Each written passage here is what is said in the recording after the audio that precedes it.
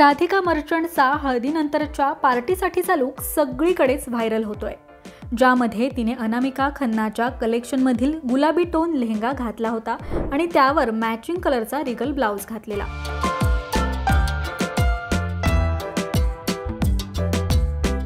लेहंग्यावर सर्वत्र मस्त बारीक पांढऱ्या धाग्याचं काम होतं, तर राधिकाच्या हळदीनंतरच्या पार्टीसाठी हा लुक एकदम हिट ठरला।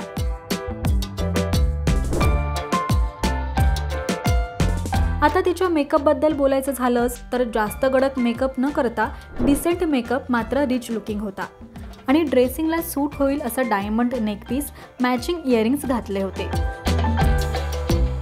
आणि सर्वात महत्त्वाचं सांगायचं झालंच तर रॉयल टचसाठी बँगल्स, कडा आणि एक मोठी डायमंड रिंग घातली होती। पण आता तुम्हाला एक महत्त्वाची गोष्ट माहिती आहे का? राधिका मर्चंटने तिच्या भावी सासू नीता अंबानी यांच्याकडून दागिने उसने घेतले होते।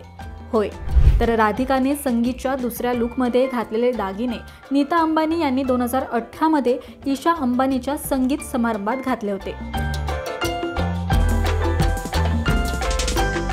यावरून आपण हे लक्षात घेऊ शकतो की श्रीमंत व्यक्ती असून पण एवढ्या मोठ्या समारंभात रिपीटेड तीच ज्वेलरी घालतायत। त्यामुळे या गोष्टीतून हे शिकण्यासारखं आहे की प्रत्येक समारंभात नवीनच ज्वेलरी घातली पाहिजे, तर असं अजिबात नाहीये। जे आहे त्यात मस्त स्टाईल करा आणि पैसे वाचवून श्रीमंत व्हा। तर तुम्हाला याविषयी काय वाटतं हे आम्हाला कमेंट करून नक्कीच सांगा। पाहत रहा महाराष्ट्र टाइम्स। धन्यवाद।